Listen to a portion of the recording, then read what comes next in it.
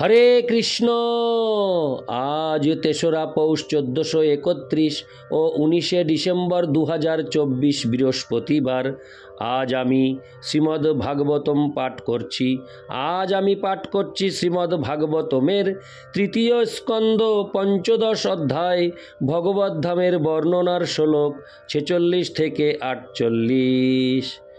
হরে কৃষ্ণ হরে কৃষ্ণ কৃষ্ণ কৃষ্ণ হরে হরে, হরে রাম রাম রাম হরে হরে। শ্লোক ৪৬। কুমারা ঊচু জহন্তর্হিত হৃদি গতহপি দুরাত্মনাং তং সহদৈব নয়ন মূল মনন্তরাধ্য জর্হেব কর্ণ বিবরেণ গুহাঙ্গত ন পিত্রানুবর্ণিত রহা ভবদুদ্ভবেন। হরে কৃষ্ণ। ভবদুদ্ভবেন। অনুবাদ। কুমারগণ বললেন, হে প্রিয়তম প্রভু, আপনি যদিও সমস্ত জীবের অন্তরে বিরাজ করেন, তবুও আপনি দুরাত্মাদের কাছে প্রকাশিত হন না। কিন্তু আপনি যদিও অনন্ত, তবুও আজ আপনাকে আমরা প্রত্যক্ষভাবে দর্শন করলাম। আমাদের পিতা ব্রহ্মার যে উপদেশ আমরা কর্ণবিবরের দ্বারা শ্রবণ করেছিলাম, এখন আপনার কৃপাপূর্ণ উপস্থিতির ফলে আমরা তা যথাযথভাবে হৃদয়ঙ্গম করতে পারলাম। তাৎপর্য: তথাকথিত যে সমস্ত যোগীরা তাদের মনকে একাগ্রীভূত করে অথবা নির্বিশেষের কিংবা শূন্যের ধ্যান করে, তাদের কথা এখানে বর্ণনা করা হয়েছে।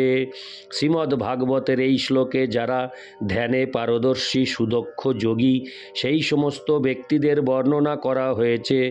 কিন্তু হৃদয়ের অন্তঃস্থলে বিরাজমান পরমেশ্বর ভগবানকে তারা খুঁজে পায় না। সেই সমস্ত ব্যক্তিদের এখানে দুরাত্মা বলে বর্ণনা করা হয়েছে, যার অর্থ হচ্ছে যাদের হৃদয় অত্যন্ত কুটিল অথবা যারা অল্প বুদ্ধি সম্পন্ন। দুরাত্মা শব্দটি মহাত্মা শব্দটির ঠিক বিপরীত। সেই সমস্ত তথাকথিত যোগীরা যারা প্রশস্ত হৃদয় মহাত্মা নয়, তারা ধ্যানে যুক্ত হওয়া সত্ত্বেও চতুর্ভুজ নারায়ণকে খুঁজে পায় না। যদিও তিনি তাদের হৃদয়ে বিরাজমান। পরম তত্ত্বের প্রাথমিক উপলব্ধি যদিও নির্বিশেষ ব্রহ্ম উপলব্ধি, তা সত্ত্বেও পরমেশ্বর ভগবানের নির্বিশেষ জ্যোতির উপলব্ধিতে কারো সন্তুষ্ট থাকা উচিত নয়। ঈশোপনিষদেও ভক্ত প্রার্থনা করেছেন যে তার চোখের সামনে থেকে চোখ ঝলসানো ব্রহ্মজ্যোতি যেন সরিয়ে দেওয়া হয়, যাতে তিনি পরমেশ্বর ভগবানের যথার্থ সবিশেষ রূপ দর্শন করে পূর্ণরূপে তৃপ্ত হতে পারেন। তেমনি শুরুতে যদিও ভগবানের দেহ নির্গত জ্যোতির প্রভাবে তাকে দেখা যায় না, তবুও ভক্ত যদি ঐকান্তিকভাবে তাকে দর্শন করতে চান, তাহলে ভগবান নিজেকে তার কাছে প্রকাশ করেন। ভগবদ্ গীতাতে বর্ণনা করা হয়েছে যে আমাদের অপূর্ণ চক্ষুর দ্বারা ভগবানকে দর্শন করা যায় না, অপূর্ণ কর্ণ দ্বারা তার সম্বন্ধে শ্রবণ করা যায় না এবং অপূর্ণ ইন্দ্রিয়ের দ্বারা তাকে অনুভব করা যায় না। কিন্তু কেউ যদি শ্রদ্ধা এবং ভক্তি সহকারে ভগবানের প্রেমময়ী সেবায় যুক্ত হন, তাহলে ভগবান তার কাছে নিজেকে প্রকাশ করেন। এখানে সনৎকুমার, সনাতন, সনন্দন এবং সনক এই চারজন ঋষিকে ঐকান্তিক ভক্ত বলে বর্ণনা করা হয়েছে। যদিও তাদের পিতা ব্রহ্মার কাছ থেকে তারা পরমেশ্বর ভগবানের সবিশেষ রূপ সম্বন্ধে শ্রবণ করেছিলেন, তবুও তাদের কাছে কেবল ব্রহ্মের নির্বিশেষ রূপ প্রকাশিত হয়েছিল। কিন্তু তারা যেহেতু ঐকান্তিকভাবে ভগবানের অন্বেষণ করেছিলেন, তাই তারা অবশেষে প্রত্যক্ষভাবে তার সবিশেষ রূপ দর্শন করেছিলেন, যা তাদের পিতার বর্ণনার সঙ্গে হুবহু মিলে গিয়েছিল।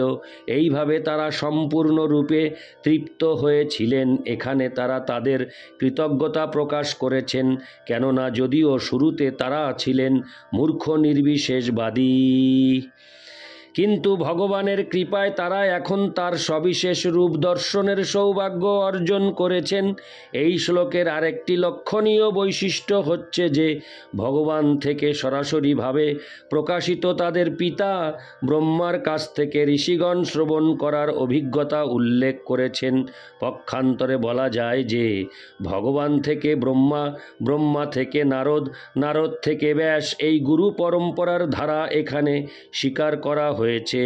যেহেতু কুমারেরা ছিলেন ব্রহ্মার পুত্র, তাই ব্রহ্মার পরম্পরায় বৈদিক জ্ঞান শিক্ষা লাভের সুযোগ তারা পেয়েছিলেন, এবং শুরুতে যদিও তারা নির্বিশেষবাদী ছিলেন, তবুও চরমে তারা সরাসরিভাবে পরমেশ্বর ভগবানের সবিশেষ রূপ দর্শন করেছিলেন। ইতি শ্লোক 46। শ্লোক 47। তং তাং বিদাম ভগবান পরমাত্মতত্ত্বং সত্যেন সম্প্রতি রতিং রচয়ন্ত মে শাম যত্তে হনুতাপবিদিতৈর্দৃঢ় ভক্তি যোগৈ রুদ্র গ্রন্থয় হৃদি বিদুর্মুনয় বিরাগা। অনুবাদ: আমরা জানি যে আপনি হচ্ছেন পরম তত্ত্ব পরমেশ্বর ভগবান, যিনি বিশুদ্ধ সত্ত্বে তার দিব্যরূপ প্রকাশ করেন। আপনার এই চিন্ময় নিত্যস্বরূপ অপ্রতিহতা ভক্তির মাধ্যমে লব্ধ কেবল আপনার কৃপার দ্বারাই ভগবদ ভক্তির প্রভাবে নির্মল হৃদয় মহর্ষিগণ হৃদয়ঙ্গম করতে পারেন। তাৎপর্য: পরম তত্ত্বকে তিন রূপে জানা যায়: নির্বিশেষ ব্রহ্ম, অন্তর্যামী পরমাত্মা এবং পরমেশ্বর ভগবান। এখানে স্বীকার করা হয়েছে যে পরম তত্ত্বের চরম উপলব্ধি হচ্ছে পরমেশ্বর ভগবান। চতুষ্কুমারেরা যদিও তাদের মহামনীষী পিতা ব্রহ্মার দ্বারা উপদিষ্ট হয়েছিলেন, তবুও তারা পরম তত্ত্বকে প্রকৃতপক্ষে হৃদয়ঙ্গম করতে পারেননি। তারা পরম তত্ত্বকে তখনই কেবল জানতে পেরেছিলেন যখন তারা স্বচক্ষে পরমেশ্বর ভগবানকে দর্শন করেছিলেন। পক্ষান্তরে বলা যায় যে কেউ যখন পরমেশ্বর ভগবানকে দর্শন করেন অথবা হৃদয়ঙ্গম করেন, তখন পরম তত্ত্বের অন্য দুটি প্রকাশ, যথা নির্বিশেষ ব্রহ্ম এবং অন্তর্যামী পরমাত্মা সম্বন্ধে আপনা থেকেই জানা হয়ে যায়। তাই কুমারগণ প্রতিপন্ন করেছেন ভগবান পরমাত্ম তত্ত্বম। নির্বিশেষবাদীরা তর্ক করতে পারে যে যেহেতু পরমেশ্বর ভগবান এত সুন্দরভাবে বিভূষিত ছিলেন, তাই তিনি পরম তত্ত্ব নন। কিন্তু এখানে প্রতিপন্ন হয়েছে যে চিন্ময় স্তরে সমস্ত বৈচিত্র্য শুদ্ধ সত্য দ্বারা রচিত। জড়জগতে সত্য, রজ অথবা তম সব কটি গুণই কলুষিত। এমনকি এই জড়জগতে সত্য গুণ রজ এবং তম গুণের ছোঁয়া থেকে মুক্ত নয়, কিন্তু চিদ জগতে রজ অথবা তম গুণের স্পর্শ থেকে মুক্ত সত্য গুণ বিরাজ করে। তাই পরমেশ্বর ভগবানের রূপ এবং তার বিচিত্র লীলা ও উপকরণ সবই শুদ্ধ সত্য গুণময়। শুদ্ধ সত্ত্বে এই প্রকার বৈচিত্র্য ভগবান নিত্যকাল প্রদর্শন করেন তার ভক্তদের সন্তুষ্টি বিধানের জন্য। ভক্তেরা কখনো পরম তত্ত্ব পরমেশ্বরকে নির্বিশেষ অথবা শূন্য রূপে দর্শন করতে চান না। একদিক দিয়ে দেখতে গেলে চিন্ময় জগতের পরম বৈচিত্র্য কেবল ভক্তদেরই জন্য, অন্যদের জন্য নয়। কেননা চিন্ময় বৈচিত্র্যের এই বিশেষ রূপ কেবল ভগবানের কৃপার প্রভাবেই হৃদয়ঙ্গম করা যায়। কোনো প্রকার মানসিক জল্পনা কল্পনা অথবা আরোহ পন্থার দ্বারা তাকে জানা যায় না। বলা হয় যে কেউ যখন অল্প মাত্রায় ভগবানের কৃপা লাভ করেন তখন তিনি তাকে জানতে পারেন। তা না হলে তার কৃপা ব্যতীত মানুষ হাজার হাজার বছর ধরে জল্পনা করা সত্ত্বেও পরম তত্ত্বকে জানতে পারবে না। ভগবদ ভক্ত যখন সম্পূর্ণরূপে কলুষমুক্ত হন তখন তিনি এই করুণা উপলব্ধি করতে পারেন। তাই বলা হয়েছে যে যখন সমস্ত কলুষ সমূলে উৎপাটিত হয় এবং ভক্ত সম্পূর্ণরূপে জড় আসক্তির প্রতি বিরক্ত হন তখনই কেবল তিনি ভগবানের এই করুণা লাভ করতে পারেন। ইতি শ্লোক 47। শ্লোক 48। নাত্যন্তিকং বিগণয়ন্তপি তে প্রসাদং কিম্বন্নদর্পিত ভয়ং ভ্রুব উন্নয়স্তে